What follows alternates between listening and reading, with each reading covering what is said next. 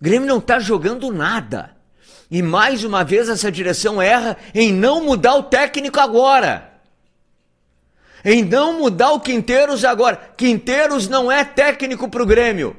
Eu posso até morder minha língua e daqui a 2 meses não tem problema nenhum dizer errei. Mas hoje, 17 de março de 25, Quinteiros não é técnico para o Grêmio. Eu falei lá quando o Quinteiros chegou que o Grêmio teve que fazer uma novela também para trazer o Quinteiros, como foi para trazer o Lucas Esteves. Eu quero só dizer uma coisa, Quinteiros não tem perfil de Grêmio. Não tem perfil de Grêmio. Não tem, passarinho. E o Grêmio vai ladeira abaixo com esse técnico. Atenção, torcida do Grêmio. Atenção, torcida do Grêmio. O Grêmio vai ladeira abaixo com esse treinador. Tem que mudar. Não sei. Não sei. Mas tem que mudar. Não é perfil de Grêmio. Não é histórico de Grêmio. Pelo amor de Deus.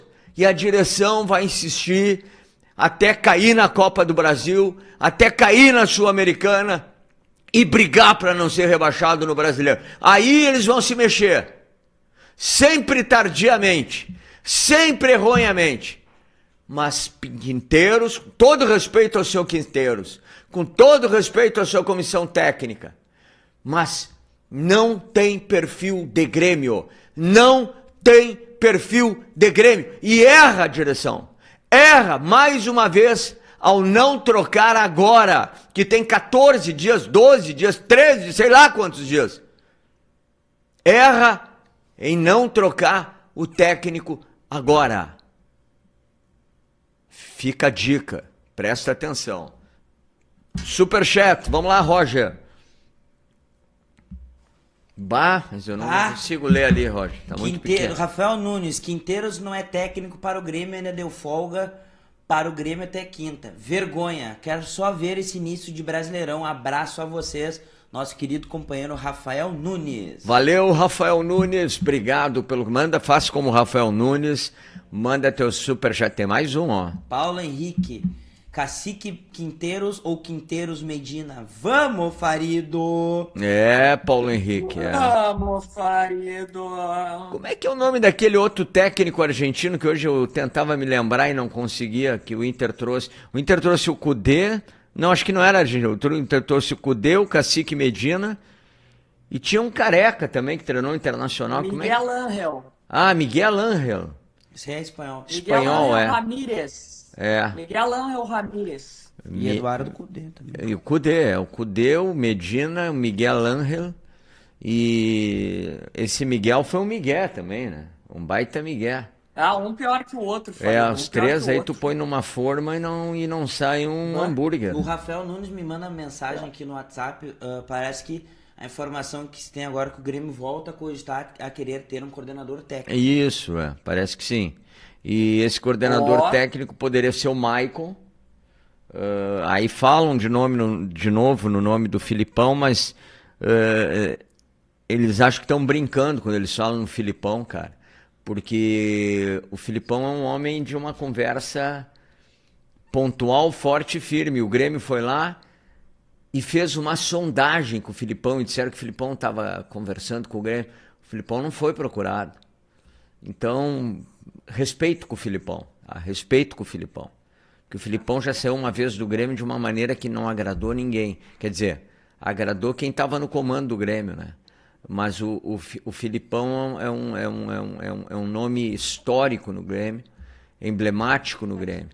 E, bom, se é o Maicon, então contrata logo, né? Não começa agora novela, 6 meses para trazer. Mas aí que tá, Farid, começa a discutir depois que perdeu o título. É. Depois que o rival trouxe uma das principais figuras do clube para energizar o elenco.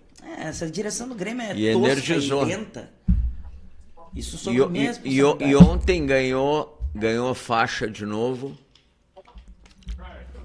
Um dos maiores colocadores de faixa na atualidade do futebol brasileiro, que é Paulo Paixão. A múmia. Esse aí, olha, esse é craque, muito craque, reverência pro professor Paixão. Reverência, reverência, reverência. Sou fã do professor Paulo Paixão. E colocou faixa de novo. E aí perguntaram para ele no campo ali, esse título, aí ele disse assim, é mais uma faixa para quem coleciona faixas. E ele pode dizer isso, porque ele coleciona faixas, né? Por onde passou, ele coloca faixas. Paulo Paixão, todo o meu respeito a esse cidadão, esse profissional, um cara um caráter assim, tocável, um profissional nota 10, pentacampeão do mundo, né? Só isso, pentacampeão do mundo. Então tu fala o que ele foi pentacampeão do mundo. Foi campeão da Libertadores com o Grêmio. Ele foi campeão da Libertadores com o Palmeiras. Ele foi campeão brasileiro com o Palmeiras. Foi campeão brasileiro com o Grêmio. Esse homem ganhou tudo na vida dele. Tudo na vida dele. Foi penta. Ele e o Filipão. O Paulo Paixão, ele tem uma história familiar muito difícil, né? Muito. Ele passou por obstáculos da vida, assim, olha, se eu não tô enganado, ele perde o filho dele na tragédia da Chapecoense, né? Ele perdeu 2 filhos.